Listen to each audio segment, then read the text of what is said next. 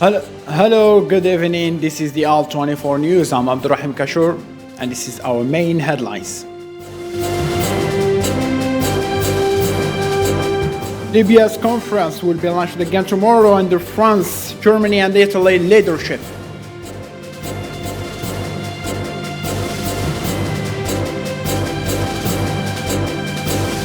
Saudi-led military coalition in Yemen said its forces are deploying in line with strategy to support Yemeni forces.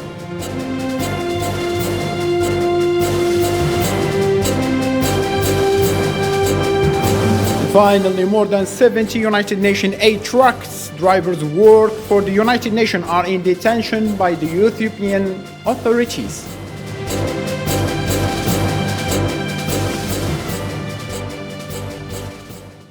First, in our top stories, tomorrow the international Libyan negotiations will enter a new round in Paris. This is the 6th year since the Sikrat conference. International efforts that sought every time to resolve the crisis encountered obstacles on the field, turning the land of Libya into an undeclared Cold War. The international effort that sought to bring together the Libyan parties and put forward roadmaps to get out of this crisis collided each time with political tension and international conflicts, and the effects were directly reflected on political and security situation in Libya. On the 50th anniversary of regaining its seat in the United Nations, China demonstrates its will to bolstering economic relations with Algeria through major strategic agreements which will reinforce the bilateral partnership. Marwa reports. Under the headline Major Strategic Agreements, the two countries declared their determination to take their economic cooperation to a new phase, highlighting the strong will between the two countries to push partnership to greater levels by utilizing the Chinese trade route. We had the pleasure, first of all, to meet with each other and also to exchange many ideas on how best diplomacy could sustain the development in Algeria and also contribute to get Algeria more known outside. And we had also the pleasure to get a very high-level speakers on different aspects of the national economy, the national also laws. Algerian Foreign Minister Ramtane Lamamra said that the two sides had agreed on a timetable for achieving substantial agreements of a strategic dimension during a recent discussion session with his Chinese counterpart Wang Yi, without announcing the nature of the agreements. China praised Algeria for its crucial role in restoring the Chinese Republic's seat at the United Nations on its 15th anniversary.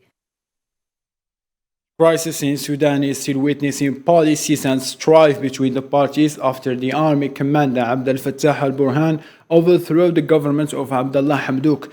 The forces of the Civil Political Alliance refused to conduct negotiation with the army leadership and called for millions of demonstrations early next week. More to be clarified with Zahra in this report. Abdel Fattah al-Burhan, the commander of the Sudanese army, is going through an intense situation following his overthrow of Abdullah Hamdouk. The Forces of Freedom and Change announced their rejection of al-Burhan's decision resulted in illegal measures, a matter that further complicates the political crisis in the country. The forces of the Civil Political Alliance said they reject the decisions of the transitional presidency as they denied in a statement their meeting with former Prime Minister Abdullah Hamdouk or with the leadership of the Sudanese army. The same statement included their expression of full support for protesters and strikes, calling for million rallies against the coup on the 13th and the 17th of this month. With the development of the political situation in Sudan, the UN Security Council holds today an emergency consultation session at the request of the United States and 5 member states in an attempt to pressure the return of the civilian government amid growing divisions that threaten the security of Sudan. The United Nations announced that more than 78 truck drivers worked for the United Nations were in detention by Ethiopian authorities. The trucks were heading northward carrying food supplies where they got arrested in Samara for unknown reasons. Here is our Emil Islam in this report. Amid high tensions that Ethiopia is currently witnessing, another incident comes to worsen the situation in the country, as truck drivers carrying food supplies heading to the north of the country are held in custody. The United Nations presenter stated that 72 truckers work for the World Food Programme were held in Samara.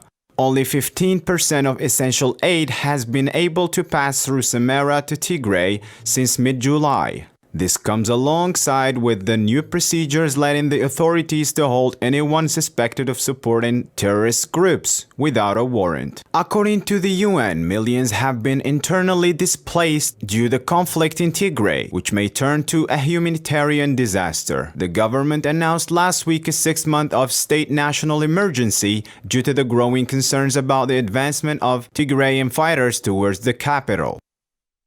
Several students were wounded after a bomb exploded in amphitheater at the University of Bio in Cameroon. More to be clarified about this accident in this report.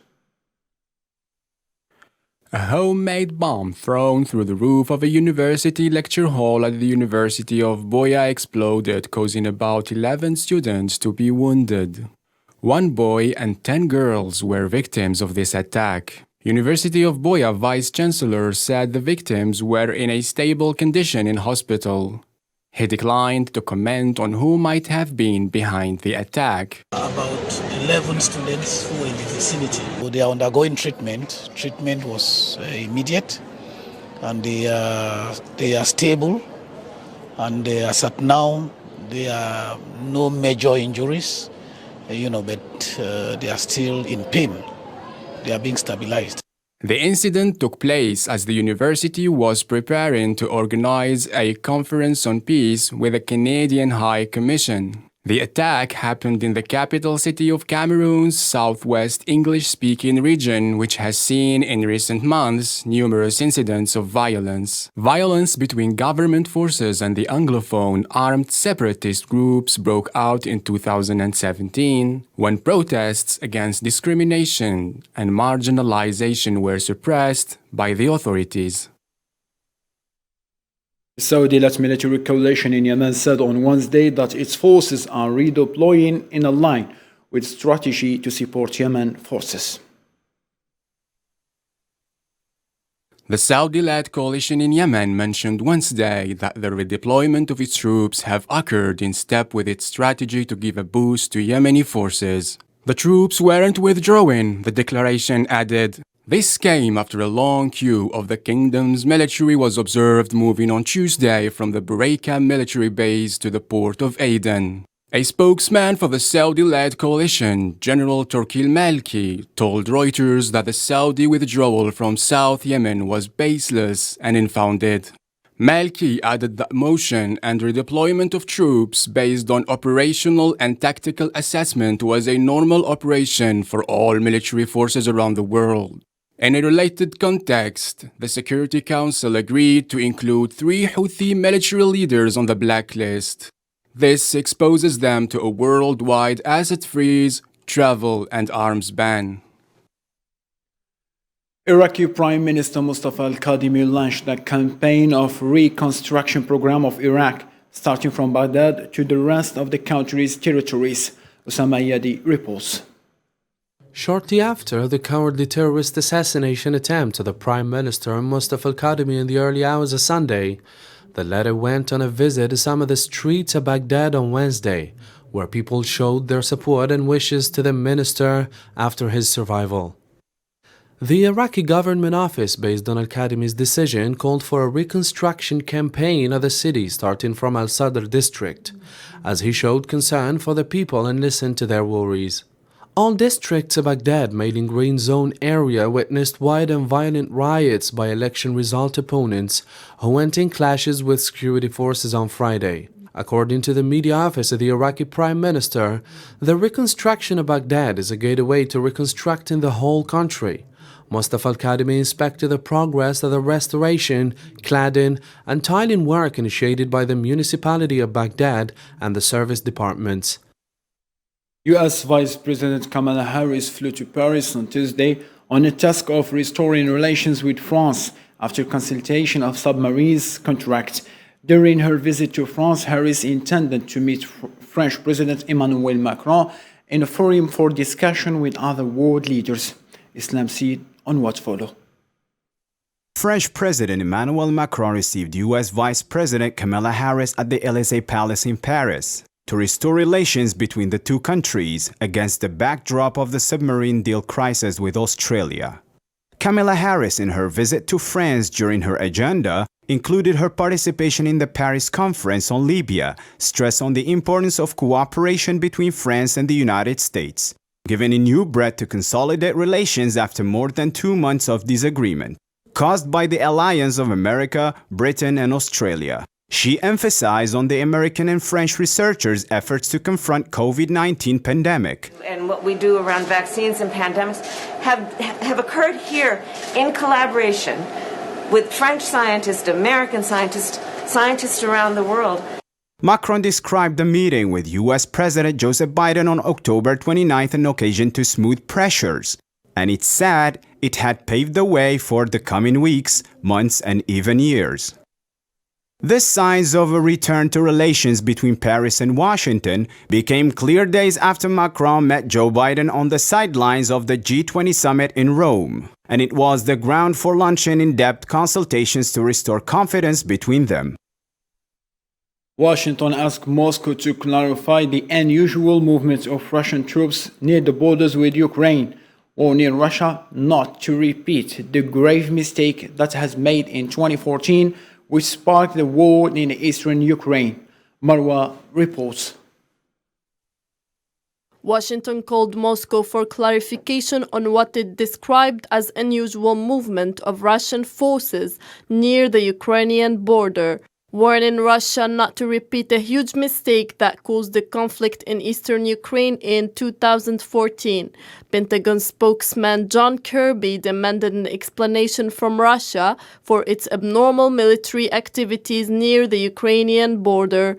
During a joint press conference with his Ukrainian counterpart, Dmytro Kuleba, in Washington, U.S. Secretary of State Anthony Blinken expressed concern.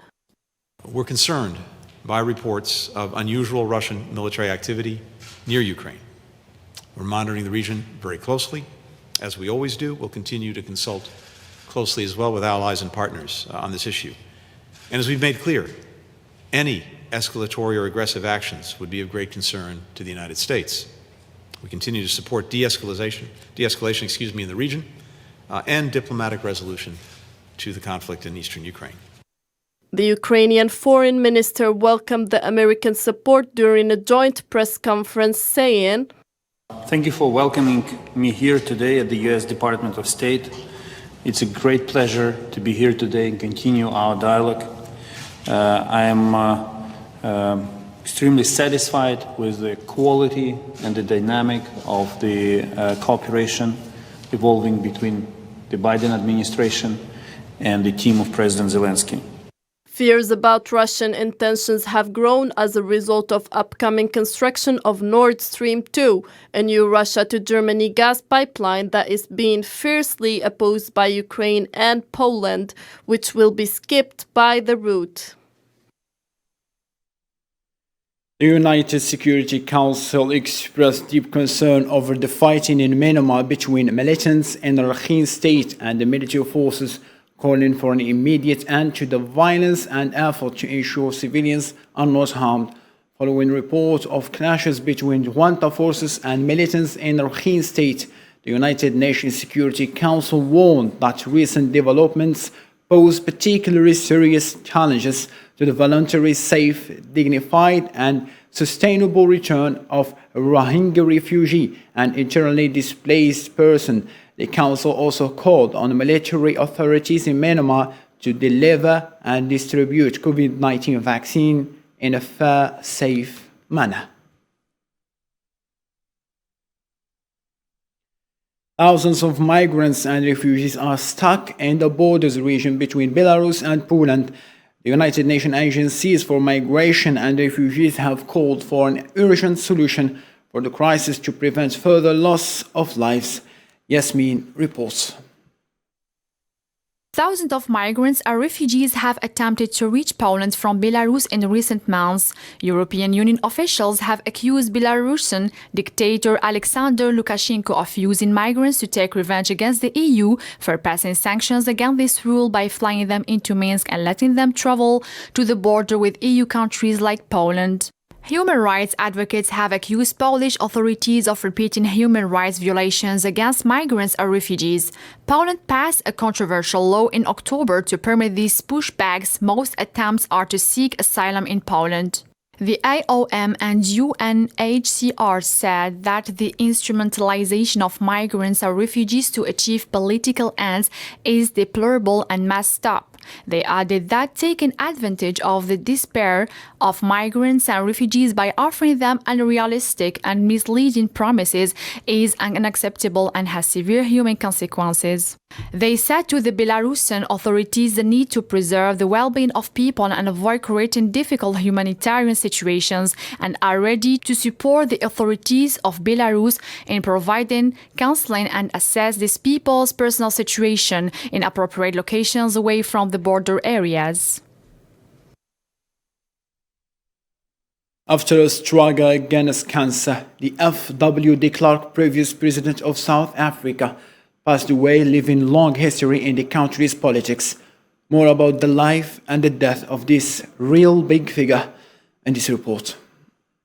The South African Communist Party and A really big figure, an anti-apartheid leader and president in the recent history of Southern Africa, F.W. de Klerk, has passed away following his long struggle with cancer at the age of 85. F.W. de Klerk Foundation announced this morning the death of the last apartheid president in South Africa at his home in Frasnai in Cape Town, as they previously announced his struggle against mesothelioma, a cancer which affects the lining of the lungs. This courageous Nobel Peace Prize laureate left long history.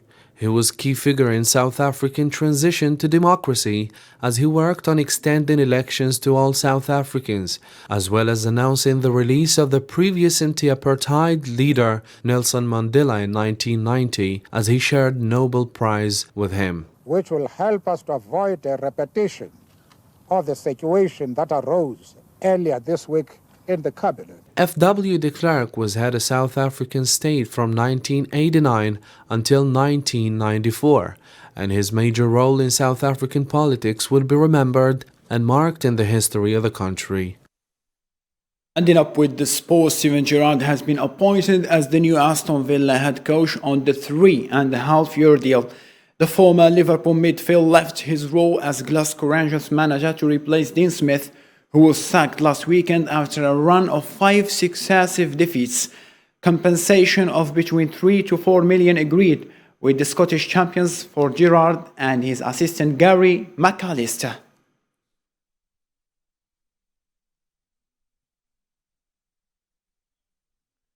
And before we finish, let's have a reminder for our main top stories.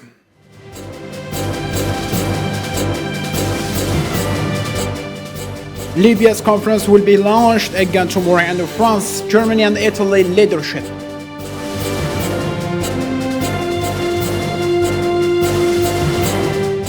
The Saudi-led military coalition in Yemen said its forces are redeploying in the line with strategy to support Yemeni forces.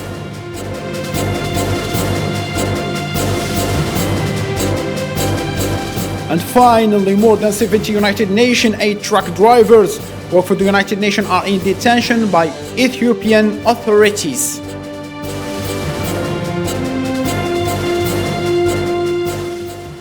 To this end, ladies and gentlemen, thank you so much for being with us. Just after this news edition, you will have the chance to watch the whole exclusive interview with the Algerian Foreign Minister Ramtan Lamamra. So stay tuned and take care of yourself. Bye-bye.